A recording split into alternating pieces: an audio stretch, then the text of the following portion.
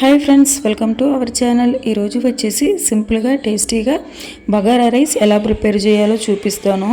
ముందుగా అయితే ఒక 5 గ్లాస్ దాకా రైస్ తీసుకుని నీట్గా వాష్ అయితే చేసుకుని ఒక 20 నిమిషాలు ముందుగానే నానబెట్టుకున్నానండి. మీడియం సైజు టమాటాలు కూడా ఒక 4 టమాటాలు కట్ చేసి తీసుకున్నానండి. ఉల్లిపాయలు కూడా ఒక 3 కట్ చేసుకుని తీసుకున్నాను.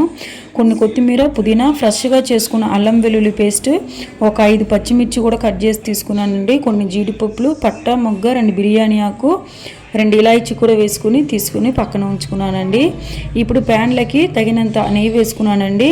మీరు నెయ్యి సగం ఆయిల్ సగం అయినా వేసుకోవచ్చండి. ఇప్పుడు నెయ్యి అనేది హీట్ అయిన తర్వాత ఈ పట్టా మొగ్గ అంతా కూడా వేసుకుని ఫ్రై అయిన తర్వాత మనం ముందుగా తీసి పెట్టుకున్న జీడిపప్పు కూడా వేసుకుని బాగా గోల్డెన్ బ్రౌనిష్ వచ్చేంత వరకు కూడా ఫ్రై చేయండి. ఫ్రై అయిన తర్వాత మనం ముందుగా కట్ చేసి పెట్టుకున్న ఆనియన్స్ను కూడా వేసుకుని బాగా ఫ్రై చేయండి. ఆనియన్ అనేది బాగా గోల్డెన్ బ్రౌనిష్ వచ్చేంత వరకు కూడా ఫ్రై అవ్వాలండి.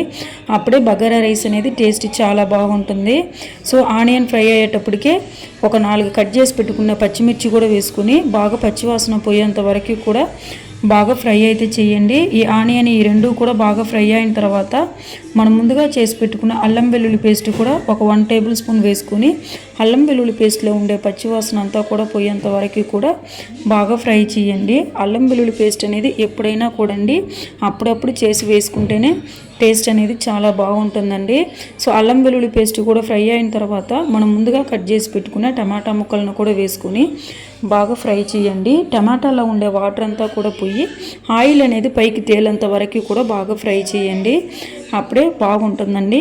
సో టమాటా అనేది బాగా ఈ విధంగా ఫ్రై అయ్యేటప్పటికే ఒక 1 టేబుల్ స్పూన్ దాకా సాల్ట్ కూడా వేసుకోండి. సాల్ట్ అనేది వేయడం వల్ల టమాటాల్లో తొందరగా మగ్గుతుందండి. అండ్ టేస్ట్ కూడా చాలా బాగుంటుంది.